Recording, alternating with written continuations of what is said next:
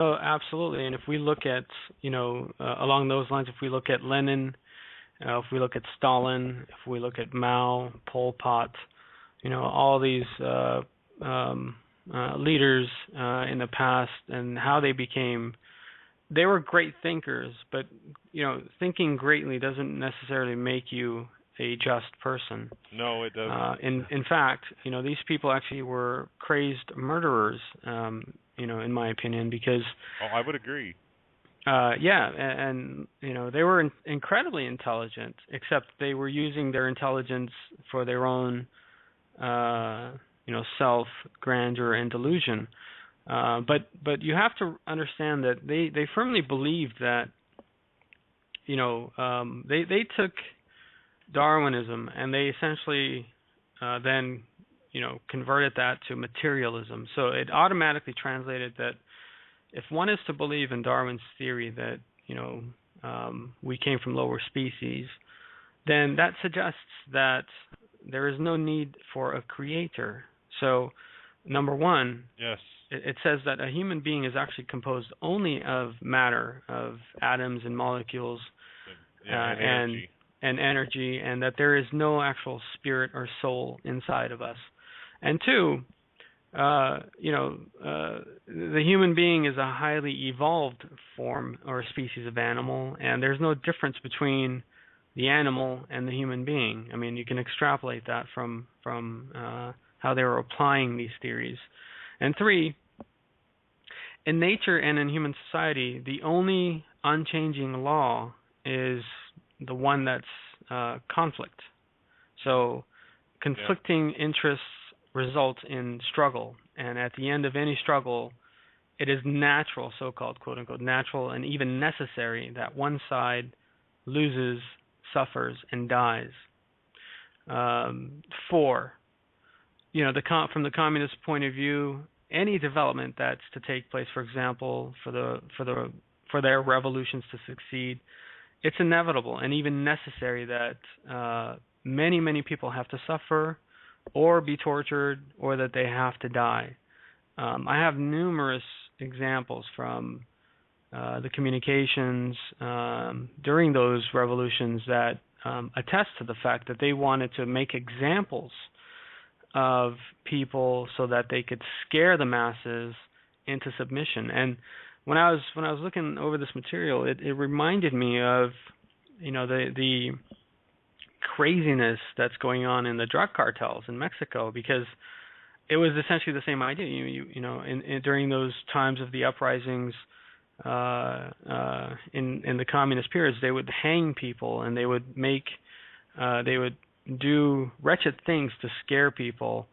And if you look at the drug cartels in Mexico now, when they're fighting against each other, they are essentially slaughtering. See who can do the worst slaughter, to essentially show the other side that they better watch out, or else that this can happen to them. So it's a fight, it's a struggle, it's a conflict. Yeah, well, in conflict theory, conflict theory provides basically a third perspective on social life. Because there are, if you look in sociology, if you go on those routes, there are basically three different theories that sociologists use in describing society, and they're interactionist theory, functionalist analysis theory, and conflict theory. And conflict theory provides a third perspective, as it, unlike the functionalist theory, it views society as a harmonious whole with its parts working together, which is what functionalist looks at. Conflict theory stresses that societies are composed of groups that are competing against one another for scarce resources. And the surface, they can show cooperation, but to scratch the surface, you find that there's a struggle for power there, which is where Karl Marx and conflict theory on Karl Marx's part comes in, because he was actually the founder of conflict theory. And the reason they say this is that, witnessing the Industrial Revolution that transformed Europe, he saw that peasants had left the land to work in cities earned barely enough to eat. So people were giving up their lives for capitalism. And this was structured in a way that people had to do this. So It was definitely a form of control. Right. Absolutely. They were essentially trying to use everything they could for this control. I fully 100% agree, and this is not a secret. I mean, this is in the writings that one can research and read. Oh yeah, and this is you know, it's taught in universities. It's very out there. I mean, anybody that wants to look it up, you know, you can look and you can find these theories, but nonetheless, they are theories.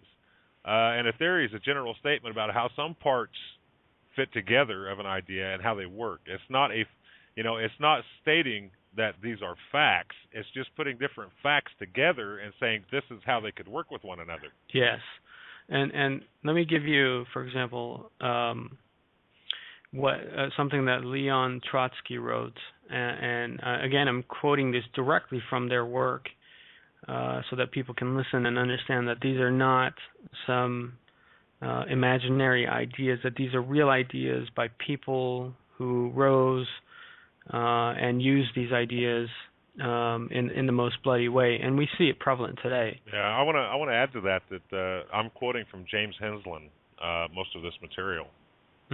So we're both. I mean, this is so everybody knows this isn't just our opinion. This is actual fact that is being taught. I'm not saying that theories are fact. I'm saying that what we are telling you right now is actual written words that you can research, that you can look at, that are there for everybody to see. Yes, absolutely. And I think after this we can go into what's happening today. But let me finish off with the quote by Trotsky, Leon Trotsky. He says, "What is man?" And then he says, "He is by no means a finished or a harmonious being. Man, as an animal, has not evolved by plan, but spontaneously." And the word spontaneous, again, is correlated with Darwinism, and I want to just point that out. And he finished off and says, "Man has accumulated many contradictions." So here we have in the works of very important figures, in communist history, that they are not making this, and they're not hiding this. They're saying this directly, that we are spontaneously created, that these ideas of having a creator and religion must be fought with with terrorism, and they must terrorize societies into submission. I mean, these are actual written documents that they've done. So yes, I'll add to that a little bit because I think this is really important. Because I know we probably put out a lot of names that some people probably have never heard of today. Yeah. But Talcott Parsons and C. Wright Mills are two very important names that are not that long ago. Actually, C. Wright Mills passed away in 1962, and Talcott Parsons was prevalent in the 1940s. But Talcott Parsons developed abstract model society that influenced a generation of sociologists, deploring Parsons' theoretical abstractions and the general dry analysis of the period. C. Wright Mills urged sociologists to get back to social reform. And when you talk about social reform, you're talking a very broad scope there, because what these people are talking about is re-educating people away from Marxist views, away from Leninist views, away from communist views. And what C. Wright Mills stated was that our freedom was not threatened, by all of these theories. But what he said was that our freedom was threatened by the coalescing essence, or the coalescing interest of groups that he called the power elite. And I know we've all heard that phrase. Yes. The top leaders of business, political, and the military. And shortly after Mills passed away, was in the late 60s and the early 70s. And I was very young back then, but I can still tell you I remember quite a bit of it because it sparked interest in social activism. And what this means is that there were a lot of people that were trying to get away from the Marxist, Leninist, communist views. And if you remember back at that time, the Cold War was very much in play And I even remember in school having bomb threats where we had to hide under the desk. And the thing of it is a lot of this was propaganda. Yes. And it goes right along with with Leninist and Stalin views that if people fear something, then you can control people. Yes. You can control them Absolutely. with that fear. Yes. So I think a lot of what we have today, I think people are afraid to step out on their own and to step out from under the veil we have of Marxist, Leninist, communist views, and even afraid to admit that it exists because they don't want to admit that they have been, bluntly, that they've been suckered into believing something that's a lie. Yes. They've been scared for so long, that if I do this, am I going to get in trouble? If I do that, am I going to get in trouble? When people fear the government, you have tyranny. When the government fears the people, then you have freedom. And we're not talking fear as in pick up guns or anything. I mean, what we're talking about is when a population or a society is well educated, and and myself, I will go the faith route, because if you don't have faith, if you can't believe in your Creator, then you can't believe in yourself, and that's my honest feelings. And you have to believe in yourself to be able to change society. So, the biggest thing that I would like to get across with all of the talk we've had, to see this change and to get back to a peaceful existence with one another, is start with yourself. Get educated, find your faith, find something to believe in, and stand by that. And don't be scared that you're going to be persecuted for standing up for your beliefs, because that is what free will is about. Do it ethically, do it with character, and do it with morality. And look at what we have going on, and open your eyes and look at the educational systems that we have. Look at the banking systems that we have.